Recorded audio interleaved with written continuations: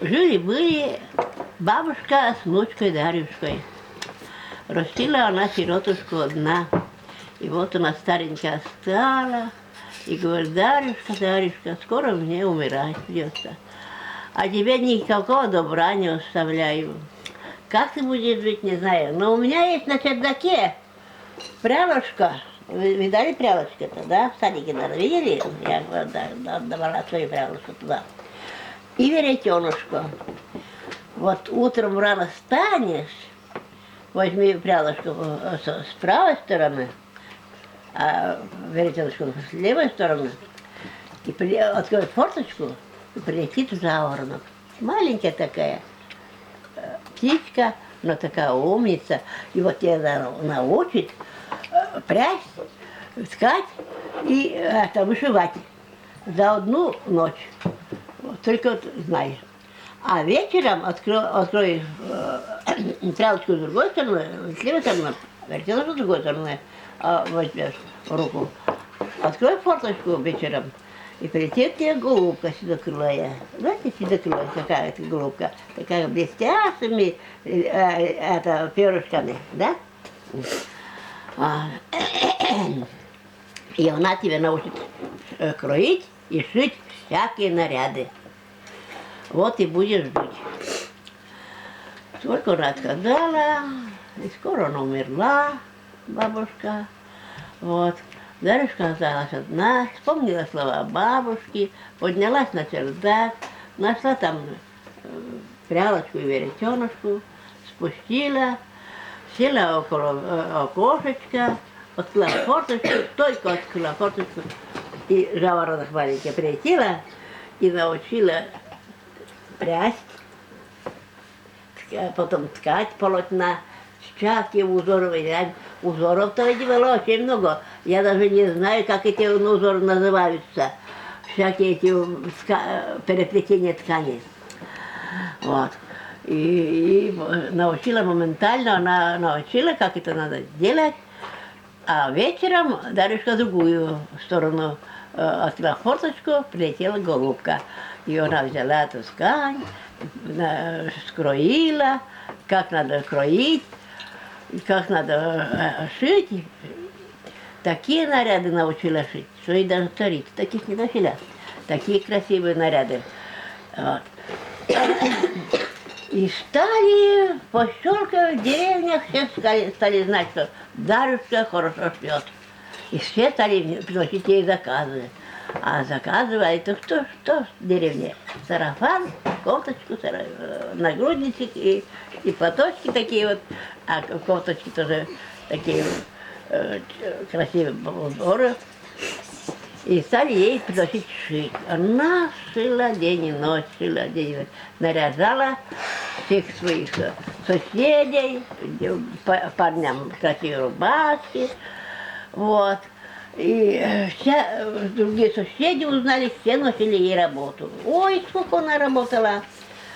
Потом, значит, а в Москве царица заказывала свои наряды заграничным этим мастерам, которые из Франции приезжали и для царицы шили. И вот она когда-то узнала, и барин сказал, что говорит, в какой-то деревне, в какой деревне, живет Дарюшка. Она очень красиво шьет, очень хорошо шьет, и всякие наряды умеет шить. И велела царица привезти эту Дарюшку в Москву, в царские мастерские. Вот приезжает барин на 3 лошадях, карете, открывает деревенский дом, заходит, тут Дарюшка, мастерица живет. Да, сказал Дарюшка, я, ну-ка покажи, что ты умеешь делать. Вот у меня тут осталось платьице делаю для барыни на наших. О, иди садись в карету, поедем в Москву. Взяла Дарюшка свою прялочку, веретенушку, взяла с собой заворотка и голубку сюда крылью, и повезли ее в Москву. Привезли, завели ее в мастерские и говорит, вот шей такую царице наряд, чтобы она ей понравилась, вот, чтобы каждый день было новые наряды придуманные. Ну, Дарюшка взяла своих помощников, спросила, как наряды делать. И они, значит, жаворонок и голубка учили ее, как надо делать хорошо, красиво для царицы. Царица, значит, сделала она такой наряд. Одела царица наряд, такой красивый, пышный, с цветами со всеми, изумрудами нашитые. Понравилась царица. Будешь шить ты для меня каждый день новые. Ну, Дарюшке делать нечего, стала она шить. А этих мастеров заморских-то не признает царица. Не заказывала им шить. О, они стали завидовать Дарюшке. Что это такое?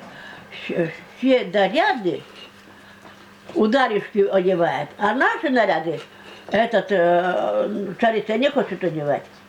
Стали завидовать. И пошла, однажды Дарюшка пошла гулять.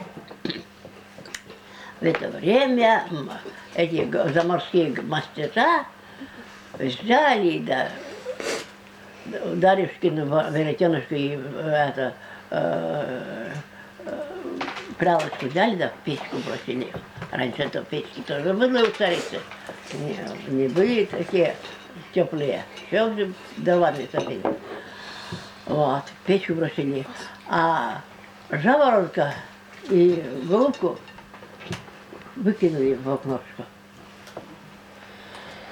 Вот, стала Дарюшка шить, пришла беспокоиться, где-то веретеночку, где-то увидела только одни уголочки.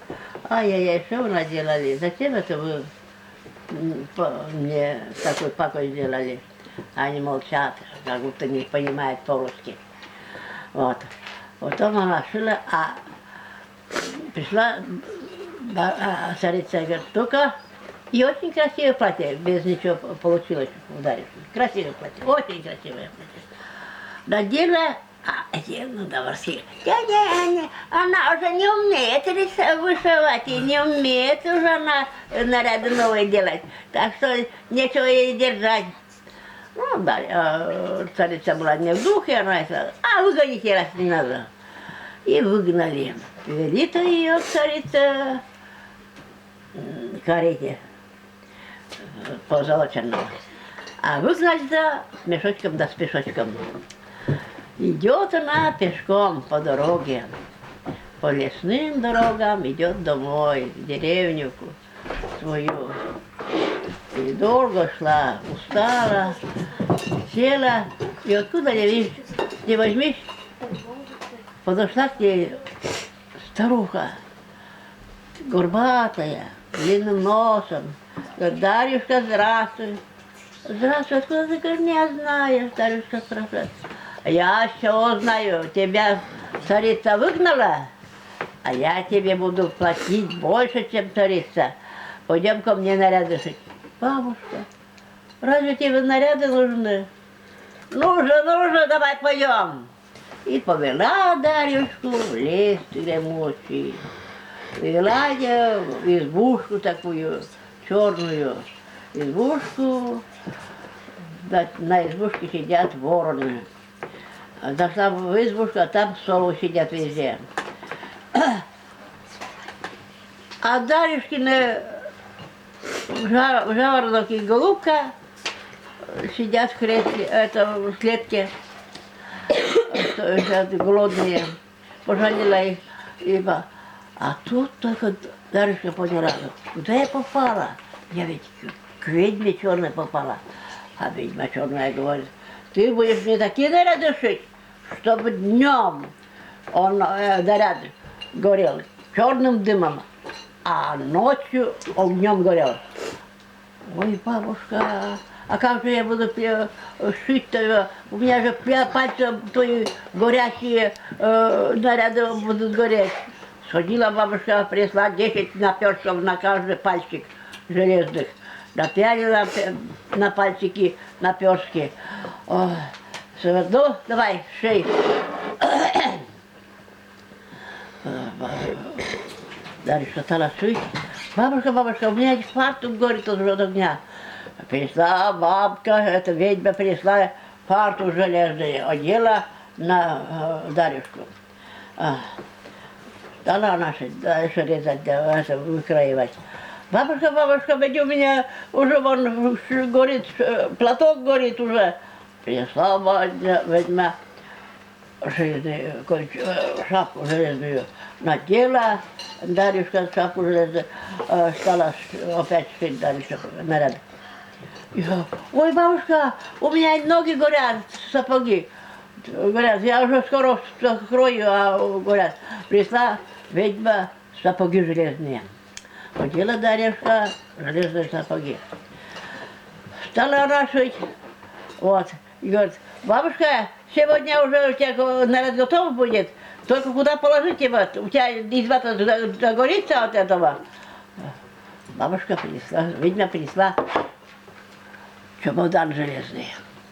Только она ушла, Дарюшка взяла из сетки железной, жаворонок на голубку взяла, положила чемодан железный и вышла, выскочила из этой избушки, стала бежать. Бежит, а за ней эти вороны летят и стали ее клевать. Только везде у нее железное, ничего не достанет. Клевали, все свои клювы поломали. Бежит дальше Дарюшка, бежит. А за ней бегут совы ночью, бегут ее. Опять догнали ее, Дарюшку, давай клевать ее. Доклевали, и когтями, и ногами, и клювами все клювы, и все когти, все переломали об железную. И отскочили от нее эти совы. Бежит Дарюшка, бежала. И добежала до своей деревни. До кови деревни дошла, свою избушку шла, закрылась, потом открыла чемодан, туда взяла заворотка и голубку, открыла форточку, отпустила, говорит, бежит, летите в стаи голубиные, перемешайте, чтобы вас не нашла ведьма. И ты, завороток, ты бежи в свою стаю, и туда тоже перепутайся со всеми другими жаворонками, чтобы ведьма не нашла. А сама закрылась, только стала избу свою печку топить, пришли соседи, приехали заказы, стала нашим соседям простые сарафаны шить, платья шить, кофточки, мужикам рубашки, штанишки. Все у нее быстро получалось, никакой примерки не надо. Все она примеривает, без примерки шьет. И вечно точно узнает, какой размер, какой моды надо кому-то. И вот эти платья, сарафаны и кофты у всех лежат в сундуках. И только по большим праздникам надевают, вот, наряжаются, и потом обратно раздевают и складывают, не гладят, складывают, все складывают, и хорошо в сундуки кладут, чтобы там не испортилось, и до сих пор эти сарафаны Дарюшкины в сундуках лежат.